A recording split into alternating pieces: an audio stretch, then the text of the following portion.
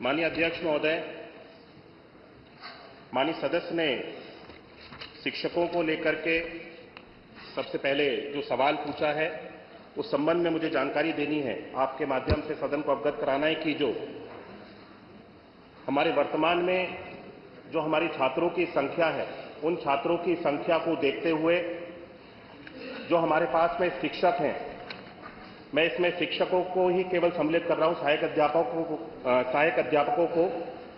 इसको जो हमारा छात्रों का और जो पीटीआर होता है छात्रों का और शिक्षक का जो रेशियो है, वर्तमान की छात्र संख्या को देखते हुए और वर्तमान के हमारी शिक्षकों की संख्या को देखते हुए हम 1:30 होना चाहिए, जो कि प्राइमरी स्कूल्स में उसको हम लोग पूरा करते हैं। और शिक्षा मित्रों को अगर हम इसमें सम्मिलित करते हैं तो शिक्षा मित्रों को इसमें सम्मिलित करते हुए 1:22 का रेशियो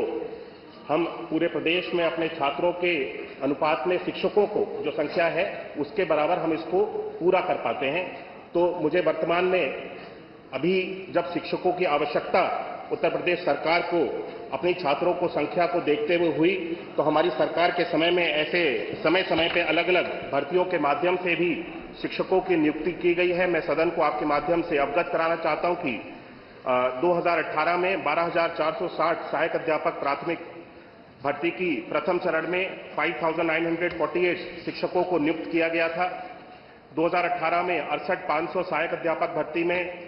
45,567 शिक्षकों को नियुक्त किया गया और 69,000 सहायक अध्यापक भर्ती में 2020-21 में 69,000 टीचर्स को रिक्रूट किया गया, नियुक्त किया गया और 12,460 सहायक अध्यापक भर्ती में 2023-24 में 5,856 शिक्षकों को नियुक्त किया गया। ये मिलाकर के कुल 1,26,371 शिक्षकों को हमारी सरकार के समय में नियुक्ति दी गई है। अब जब वर्तमान में छात्रों की और शिक्षकों का अगर अनुपात हम लोगों को इस तरह से अवगत महसूस होगा कि छात्रों की और अगर छात्र बढ़ रहे हैं तो आने वाले समय में शिक्षकों की अगर आवश्यकता होगी तब इसके ऊपर विचार किया जाएगा। वर्तमान में कोई नई नियुक्ति को निकालने के लिए सरकार का कोई विचार नहीं है। माननीय सदस्य ने और भी प्रश्न किए कि जो नियुक्ति अभी कोर्ट में विचाराधीन है, कोर्ट में जो सुप्रीम कोर्ट में 69,000 की एक भर्ती हमारी विचाराधीन है, जिसपे माननीय सुप्रीम कोर्ट में सर्वोच्च न्यायालय में जिसका केस चल रहा है, उसकी लिए हमारी सरकार की ओर से पूर्ण रूप से पहल की जा रही है। जो भी हमारी सरकार का उसमें योगदान हो सकता है, हम स्वयं चाहते हैं कि शिक्षकों की ये जो भर्ती की प्रक्रिया है इसको जल्द से जल्द समाप्त किया जाए और सरकार की ओर से इसमें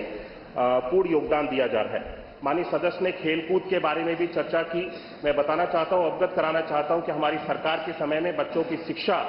के ऊपर तो हम लोग ध्यान दे ही रहे हैं, लेकिन बच्चों के ऑलराउंड डेवलपमेंट में खेल का भी बहुत बड़ा योगदान है। हम समय समय पे प्रदेश स्तर पे, जिले स्तर पे अलग अलग प्रतियोगिताओं को ऑर्गेनाइज कराते हैं, जिसके लिए यहां से धनराशि की व्यवस्था भी की जाती है और हर एक विद्यालय में बच्चों को खेलकूद के उपकरण को भी उनको उपलब्ध कराने के लिए भी हर विद्यालय को अलग से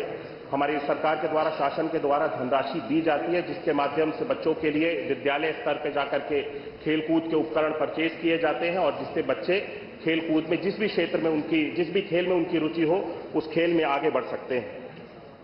माननीय सदस्य ने यह भी प्रश्न उठाया कि हमारी सरकार के समय में विद्यालयों को बंद करने का कार्य किया जा रहा है। मैं याद दिलाना चाहता हूं कि 2017 से पहले उत्तर प्रदेश में परिषदीय विद्यालयों की जो स्थिति थी वो किस तरह की स्थिति थी। बच्चों को स्कूल में जाकर के पठन पाठन के कार्य की कितनी सहूलियत होती थी, हम सब लोगों ने, पूरे प्रदेश ने देखा है। 2017 के बाद से उत्तर प्रदेश में खास तौर पर परिषदीय विद्यालयों में ऑपरेशन कायाकल्प के माध्यम से जिस तरह से हमारी सरकार के द्वारा विभिन्न 19 पैरामीटर्स पे कार्य किया गया और परिषदीय विद्यालयों की एक तरह से पूरे प्रदेश में तस्वीर को बदलने का कार्य किया गया। हमारी सरकार के समय में किसी भी विद्यालय को बंद करने का निर्णय हम लोगों ने नहीं लिया है और हमारी सोच भी नहीं है कि बच्चों की पढ़ाई के लिए जो विद्यालय चल रहे हैं उसको बंद किया जाए, बल्कि हम सब लोग आने वाले समय में अत्याधुनिक और नए और उच्च स्तर के, बढ़िया स्तर के विद्यालयों को खोलने की हम सब लोगों की सरकार की योजना है। और आने वाले समय में मुझे लगता है जब ये विद्यालय बनकर के तैयार हो जाएंगे तो हमारे परिषदीय विद्यालय में भी प्राइवेट स्कूल्स में जो बड़े से बड़े, अच्छे से अच्छे स्कूल में जो सुविधाएं बच्चों को दी जाती हैं वो निःशुल्क हमारे परिषदीय स्कूल्स में भी बच्चों को देने में हमारी सरकार सफल होगी। ये आ गया पूरा उत्तर, पूरा आ गया। इसमें जितने भी बातें थी सब आ गई बड़ी स्पष्ट।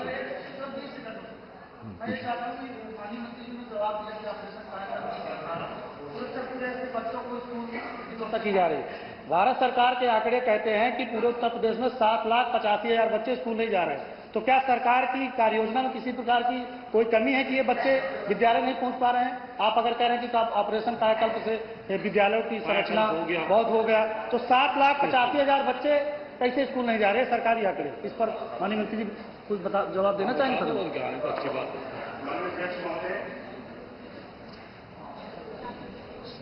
माननीय सदस्य ने जो चिंता जताई है कि बच्चों को भारत सरकार का उन्होंने कोई डेटा कोट किया है सदन में, जिसके माध्यम से उन्होंने ये बताया कि 7 लाख कुछ संख्या में बच्चे विद्यालय नहीं जा रहे हैं। मैं इसकी अवश्य जानकारी करा दूंगा, लेकिन मैं प्रदेश स्तर पर बताना चाहता हूं कि उत्तर प्रदेश सरकार के द्वारा इस चीज को हम लोग पूरी तरह से सुनिश्चित करने का प्रयास कर रहे हैं। हम लोग हर वर्ष ये नहीं, आप मंत्री जवाब दे रहे हैं, आप आगे आ रहे हैं, बैठिए प्लीज। हम लोग हर वर्ष अभियान चला करके विशेष तौर पे, जिसमें सभी माननीय जनप्रतिनिधिगण, सभी हमारे विभाग के अधिकारीगण और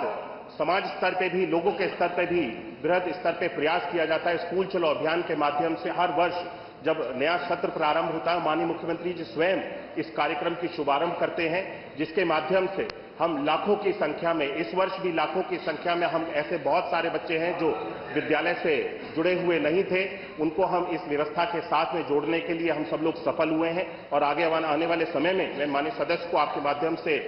सुनिश्चित करना चाहता हूं, उन्हें आश्वासन देना चाहता हूं कि उत्तर प्रदेश में ऐसा कोई भी बच्चा नहीं होगा जो शिक्षा की व्यवस्था से दूर रहे। गर्मियों की छुट्टी होने वाली थी, मेरे पापा आने वाले थे, तो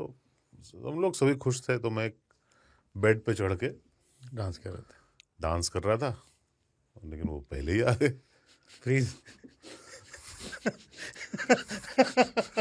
तो मैं उस समय तो कंटिन्यू नहीं कर सकता था, तो फ्रीज फ्रेम टाइप का हो कसम पैदा कर